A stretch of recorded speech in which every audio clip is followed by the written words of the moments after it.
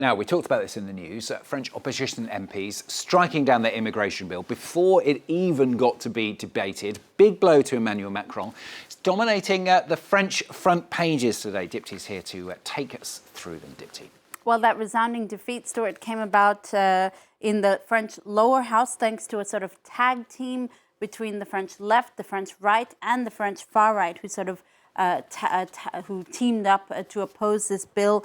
It was aiming to allow France to deport foreigners more easily. It was a cornerstone of Emmanuel Macron's second-term presidency. It was its defeat is a huge slap in the face, a political tornado. That's what the regional paper La Provence says on its front page, featuring French Interior Minister Gérald Darmanin.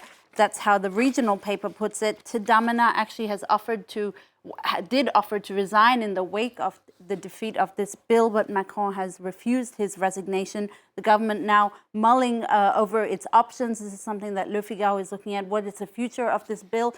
It explains that it's not completely dead in the water. The government could possibly debate the bill in a parliamentary commission that's made up of MPs and senators, or it could let the bill head to the Senate anyway. So it's not totally dead in the water. Le Figaro says the legislation could even possibly be voted on favorably at some point, although it does look like that will be very much an uphill battle for the moment. In any case, Libération, the left-wing paper, is rejoicing in this defeat, engaging in a bit of schadenfreude today on its front page.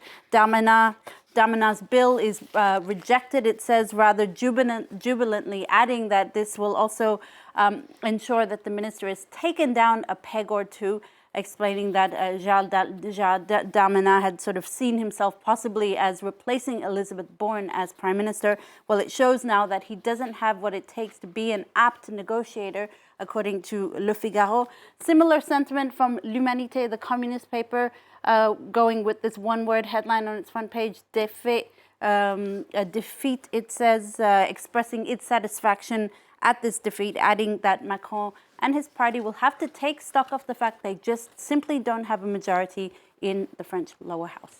Not just France, though, is it, Dipty? Immigration woes also in the UK. The British Prime Minister Rishi Sunak is facing his own parliamentary battle there. Yeah, the legislation was aiming to rescue his blocked plan of sending asylum seekers to Rwanda. It's facing an important vote in the House of Commons this Tuesday. Stuart, Tory rebels in a standoff with Prime Minister Rishi Sunak over this immigration legislation. The Conservatives in the Tory party actually think the legislation doesn't go far enough. Sunak, though, is also facing double trouble because he's also undergoing an hours-long interrogation in the UK's pandemic inquiry over his actions as Treasury chief to Boris Johnson, notably a discount initiative that encouraged Brits to go back to restaurants during the pandemic. It's inspired this cartoon from Morton Morland, the cartoonist for the Times of London, sort of combining the two woes that Rishi Sunak is facing into one. You see him here as a chef saying that his Rwandan dish is safe for consumption. Doesn't look particularly appetizing, No. I have to say. Let's have a bit of alliteration, why not? Some Christmas controversy on the programme now. In a rural part of the state of New York, a house there holds, I'm waiting for these pictures, the Guinness World Records for the most Christmas lights, but not everyone is happy. Yeah, this could have been a very nice story, but I'll get down to the controversial part in a bit. Timothy and Claudine Gay, they live in Dutchess County. It's a very rural part of the state of New York.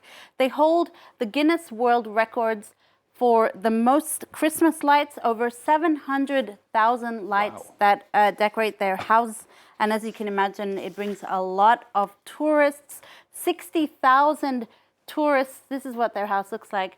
60,000 tourists flood this rural town each Christmas time. It's a town of just 4,800 people. So you can imagine what kind of traffic jam that sets up. The New York Times says the couple has raised over $500,000 for charities since 2011.